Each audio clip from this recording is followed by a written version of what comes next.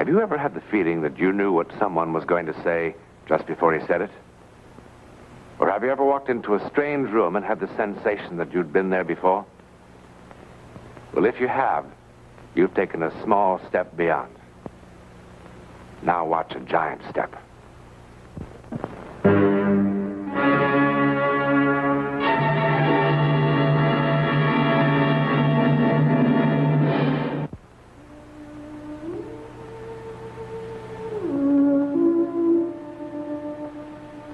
Do you like ancient castles? Well, this is a very special one. There are no ghosts who wail or rattle chains. There's nobody buried in the walls. But there is something that sets it quite apart. Something that happened in this very room centuries ago. As a matter of fact, it is still happening. Mr. Physician, what is this message? How is Jamie? Your son is dying, my lord. Dying? How can he be dying? Jamie! Jamie, lad, what's this stupid old fool talking about? Oh, get up, Jamie.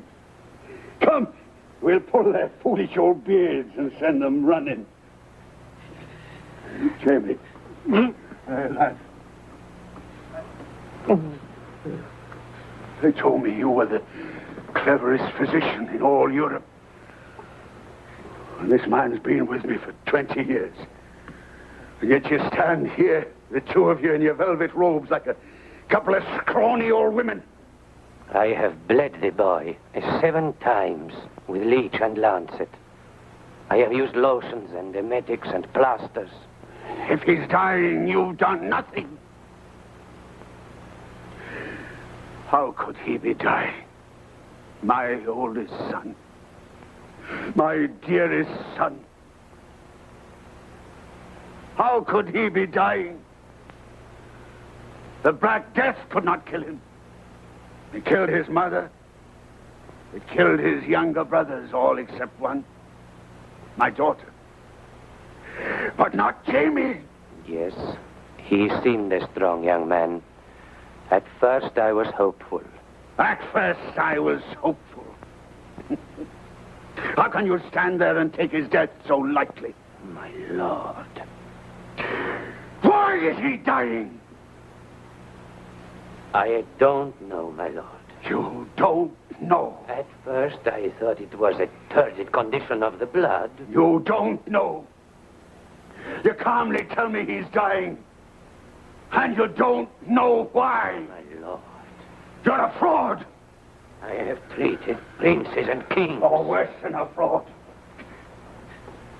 What are these? My medicines, of course. All your poisons. When you came here 12 days ago, my son was ill, but he wasn't dying. Well, what have you done with him? My lord, I cannot accept such an insinuation. With my lord's permission, I will leave at once. No, you will not, please. Stop him. What is this, a plot? A plot against me? No, my lord. Because of Jamie. Through Jamie. Do you hope to get at me? What have you been paid? No. Come on, tell me, what have you been promised? Very well. One thing I'll promise you. The day that Jamie is buried, each one of you will be buried. I must remind my lord that I am under the protection of the Prince of Padua. You are in my castle, Mr. Physician. The Prince of Padua is a long way away. But I have done everything I could. This is so unfair. Dead! Jamie! Dead! There, lad, rest now. Now take it easy. Take it easy. In his delirium, he has called this woman's name constantly. I asked the servants. They say there was a young girl of that name living in your village for some months. They say the young man was most fond of the girl. Most fond? Idle women's chatter. She was a pretty thing. She had a bright way with her. But she meant nothing to my son. And yet He constantly speaks her name as he lies dying. What has the girl got to do with it? I think a great deal, my lord. Why did you send her away? Her father was a wheelwright. He had completed his business in the village. He moved on. The servants say otherwise. And so, you would prefer to listen to the servants? The boy will certainly die. I do not wish to be murdered, my lord. Why was the girl sent away? I told Jamie to give her up. And he defied me. For the first time in his life, he defied me. A loving son defying his father. The girl had bewitched him. My lord. What are you trying to say? How soon after the girl was sent away did the illness begin? I don't know. A week, I suppose. Scarce 3 days, my lord. Well, if you know, why do you ask me?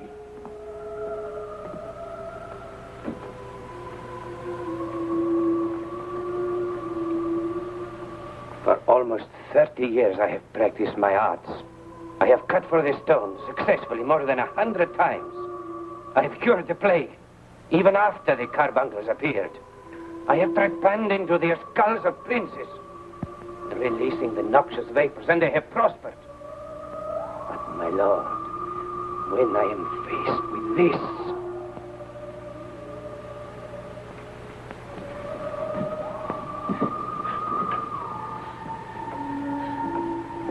Mark the way he breathes, as though all the tubes in his body had been knotted.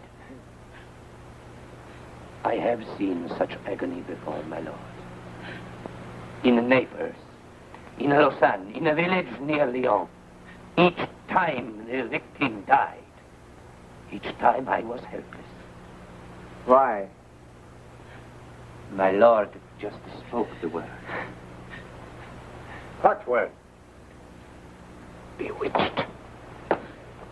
Are you trying to save yourself? If you think so, kill me now, my lord. She's just an ordinary girl. She's not a vagabond. She's not a gypsy. In Geneva, I saw 2 children, aged no more than 10, and of a splendid merchant family, whose acts of witchcraft were beyond belief. Oh. Jimmy! My lord. No, Jimmy!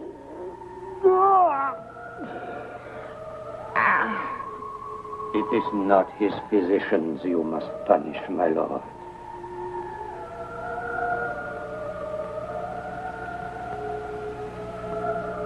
Find the girl. Bring her to me.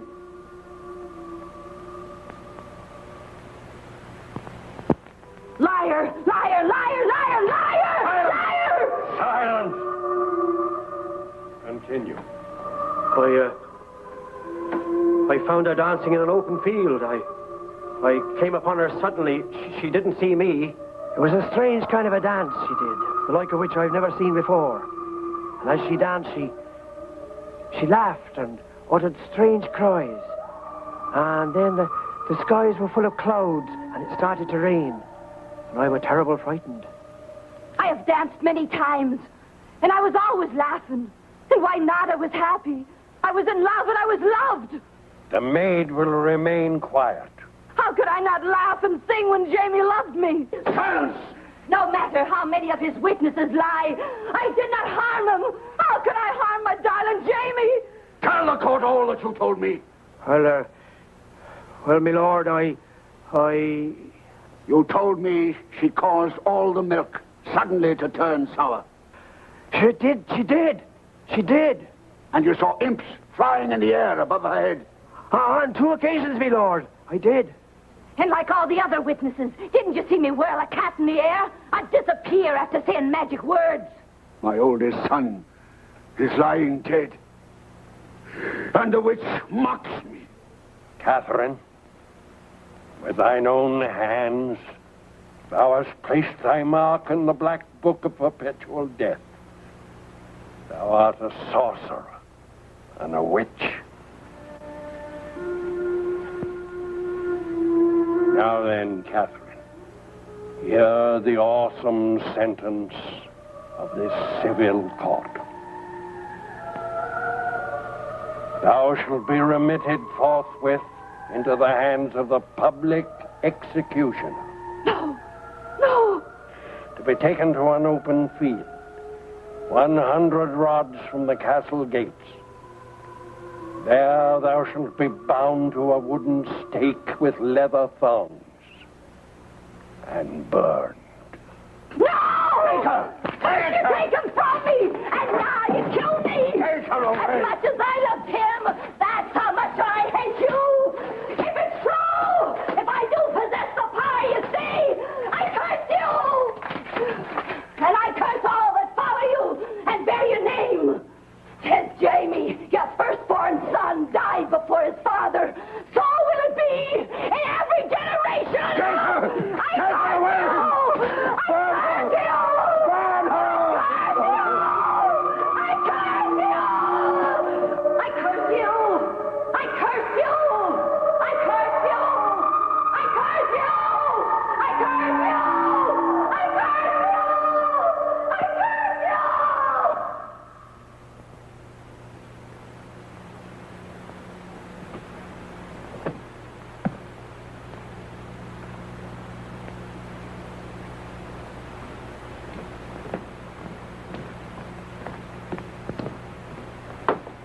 When? It's almost over, I'm afraid. How much longer? Who knows? About an hour, at the most.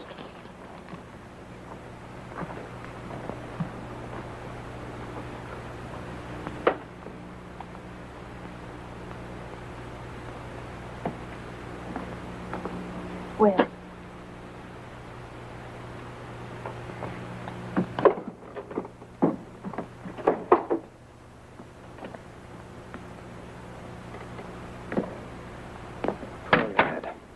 Well, at least there's this to be said.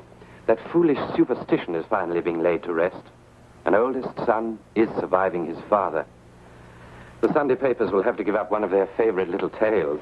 Peter, if you could convince Will of that, it might save his sanity. What?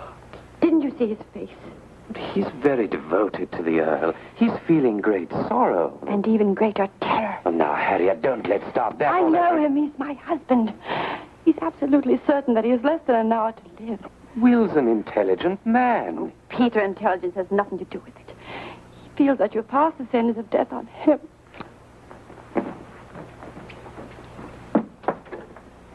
Will? Will? Oh, Will, darling. Leave me alone. Oh, for heaven's sakes, Will.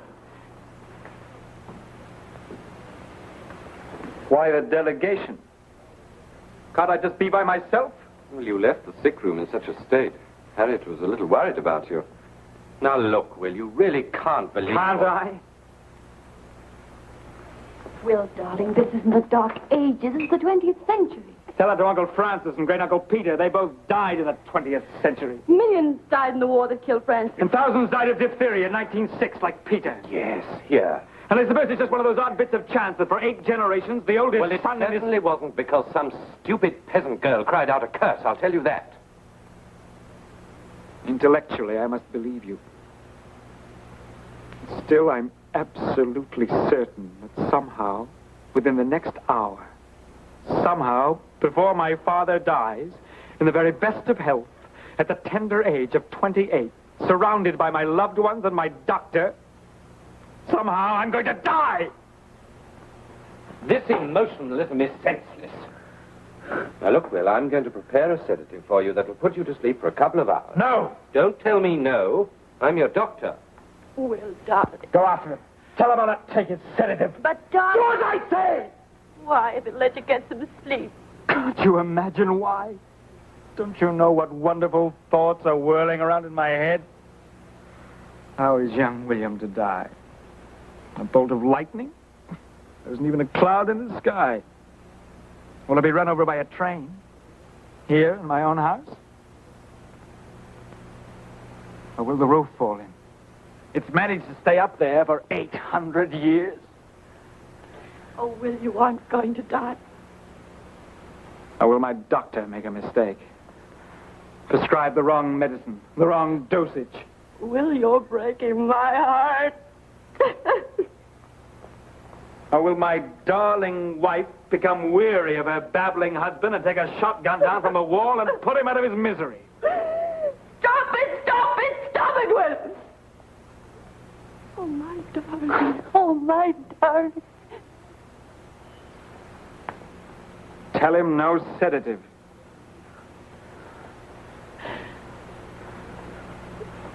Oh, and Harriet. Yes. Check with the airport again, will you? See if you can find any new information on when Jamie's plane is due. Little brother Jamie. An earl at 22. Not bad, eh? Oh, Will, for heaven's sake, stop. Of course, I do feel a pang of sadness for his firstborn. Nothing's going to happen. But he'll live longer than I did.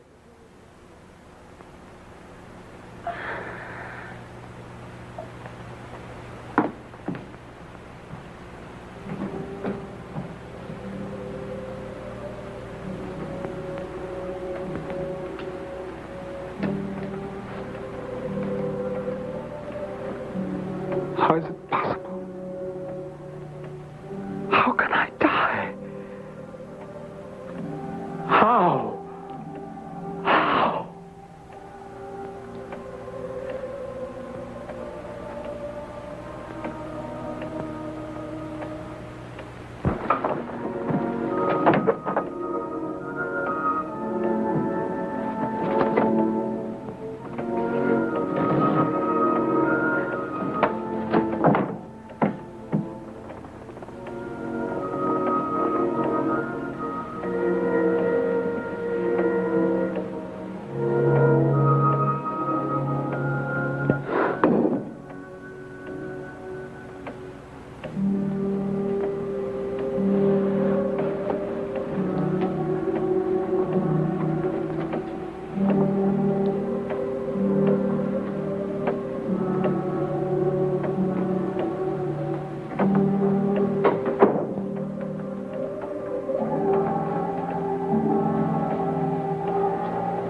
Lord William, are you all right? Go away!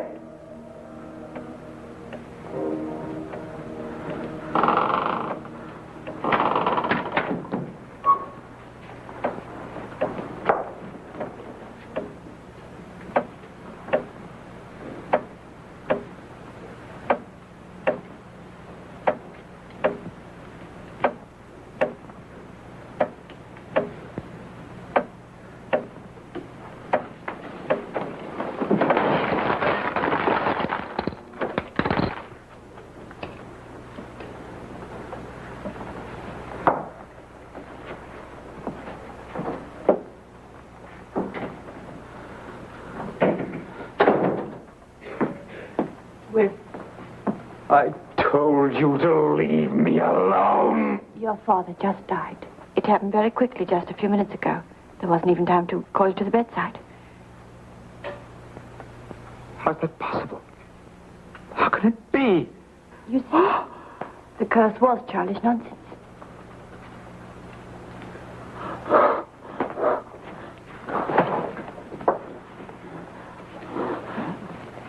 I feel as if... I don't know. I feel as if I'd just been born again. I feel as if a ton of rock had been lifted from my chest. He's dead. He's really dead. I can't tell you what these last minutes have been like. Oh, God. I know, darling, I know. I've died 10,000 times in this room, Harriet. Suddenly, everything's all right.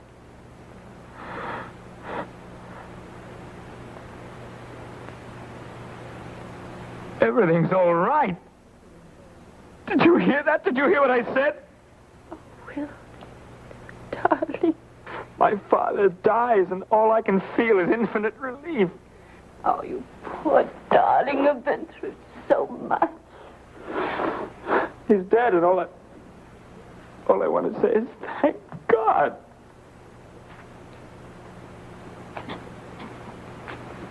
There now. There. Come, sit down. Sit down, darling. Come on, sit down. There. Don't cry. Now that it's all over, the doctor can give you that sedative. You can get some sleep. All right? Yes. I want to sleep. Yes, you sleep. Harriet, I loved him. Oh, I know. I loved him. I know, darling. I know. I know. There now. Everything will be all right. Everything will be all right. There, darling. Back in a minute. There.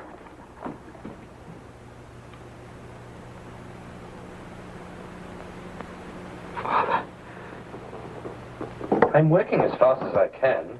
Now just you relax, or I'll give you a shot, too. When he wakes up, he'll be all right. I hope so. I hope I've done the right thing. Of course you did the right thing. Poor chap's been under a strain enough to kill a horse.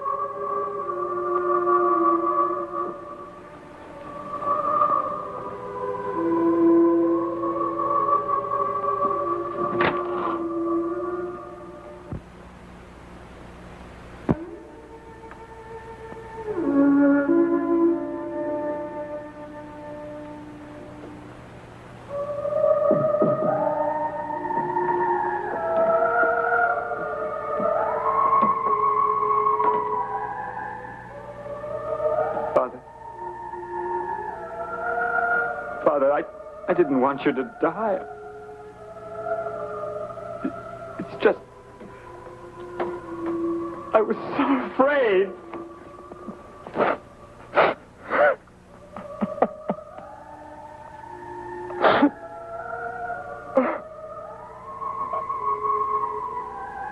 Forgive me, Father.